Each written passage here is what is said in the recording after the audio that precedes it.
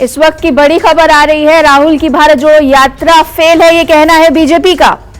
राहुल ने राजनीतिक मकसद से यात्रा की है, बीजेपी का पलटवार आ रहा है। आज भारत जोड़ो यात्रा का समापन हुआ है। मोदी की वजह से श्रीनगर में कई आरोप जो हैं वो लगाए गए हैं। राहुल की भारत जोड़ो यात्रा फेल है, ये बात कहनी है बीजेपी की। पलटवार बीजेपी की तरफ से आ रहा है। राहुल ने ये राजनीतिक मकसद से यात्रा की है, ये बड़ा आरोप बीजेपी की तरफ से लगाया गया है। के साथ संपूर्ण और असंदिग्ध रूप में एकाकार होने की प्रक्रिया पूर्ण हुई थी। यह यात्रा जो राजनीतिक उद्देश्य से प्रेरित थी, मगर मैं कह सकता हूं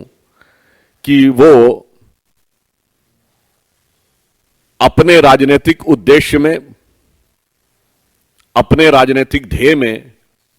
अगर आप पूरी यात्रा का क्रम देखेंगे तो नितांत असफल दिखाई पड़ी। जिसे कह सकते हैं कि वो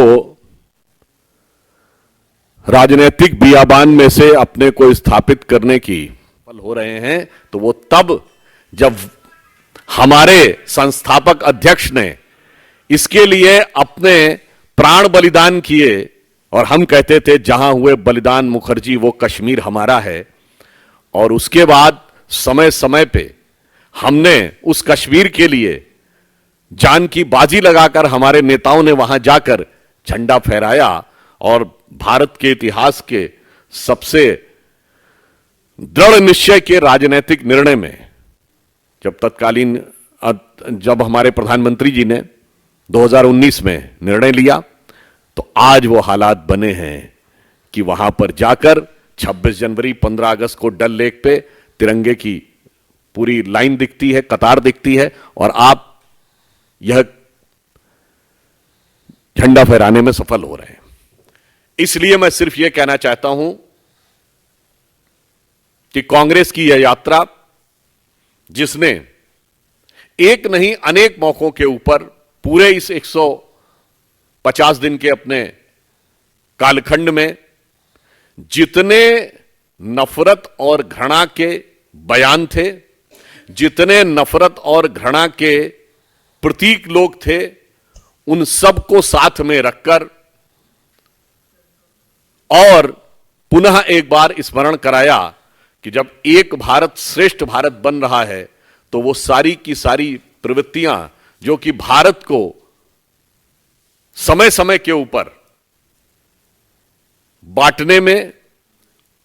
समाज के अंदर भिन्न भिन्न प्रकार के विभेद पैदा करने में निरंतर प्रयत्नशील रहती थीं, और जिसका इस यात्रा का जो मूल उद्देश्य था कांग्रेस का, वो भारतीय जनता पार्टी या श्री नरेंद्र मोदी जी के विराट व्यक्तित्व से कोई संबंध नहीं था। उन्हें विपक्ष के रूप में अपनी जो हैसियत समाप्त हो रही थी और विपक्ष के कई नेताओं के मन में जो महत्वाकांक्षाएं उठने लगी थीं, चाहे ममता जी हो, चाहे नीतीश कुमार जी हो, चाहे केजरीवाल जी हो, केसीआर जी हो या शरद पवार जी हो, उन सबको हैसियत दिखानी थी कि भाई हम तो इतने सारे राज्यों में हैं, आप कहां पर हैं। और इस उद्देश्य में, और उसके बाद उन्हें यह प्रयास करना था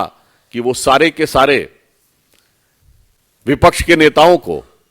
अपने पक्ष में कर लें, परंतु उसमें भी ये पूरी तरीके से असफल रहे, क्योंकि किसी भी बड़े विपक्षी नेता ने या किसी भी बड़े दल ने उनका साथ आने से इनकार कर दिया।